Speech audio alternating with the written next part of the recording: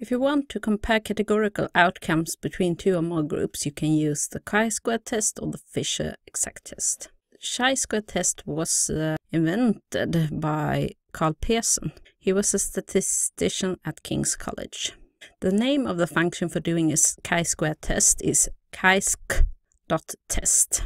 And here you can analyze if two or more groups differ regarding a binary or a categorical variable. And this test assumes that the expected number is 5 or more in each field. So one example is, can a diagnostic test separate healthy from diseased? So here we have a matrix of our table we want to analyze. And we have also given it dimension names to make it a little bit easier to visualize. So we have this matrix. We have the healthy who are positive on this test. We have the healthy who are negative. We have the diseased who are positive and those who are negative. And then if we do a chi2 test on this, we just write chisq.test and then D for this matrix. And then we get this result, Pearson chi2 test with Yates continuity correction. And here we can see which data, the chi-square value, the degrees of freedom, and the p-value. And this is significant, at least if you would have 0.05 as your limit for significance. And the arguments you can use for chi2 test is correct, and default is true.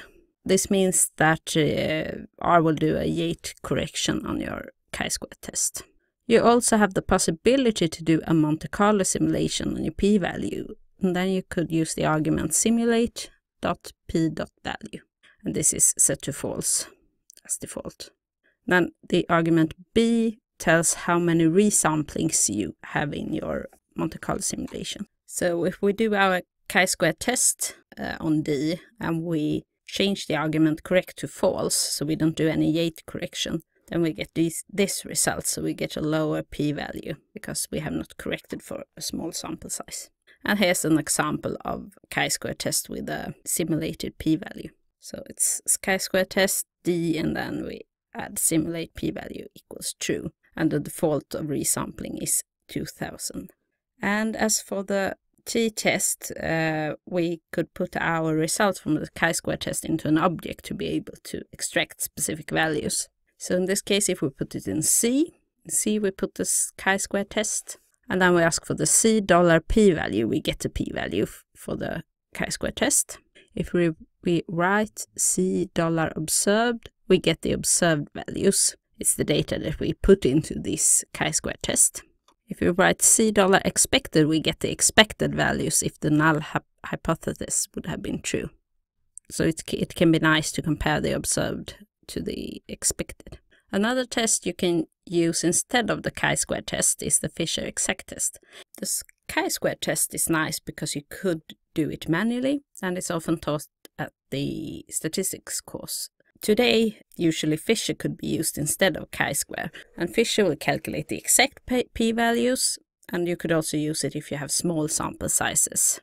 And Fisher's exact test was developed by Donald Fisher, who worked at a farming experimental station. And he developed this test to see if one of his co-workers could feel if the milk had been put in the cup first before the chi, or if the chi was put in first and the milk afterwards. So he did this test just to prove if she could feel the difference or not.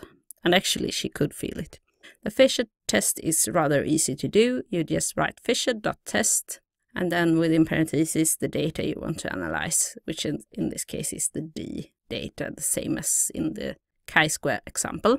And then you get this result. You get the p-value, which is higher than if you used the chi2 in this case. And you also get a 95% confidence interval and an odds ratio. So this is the confidence interval for the odds ratio, and this is the odds ratio. And this is the odds of being healthy if the test is positive compared to if the test is negative. And you only get this odds ratio if you have a 2 times 2 table.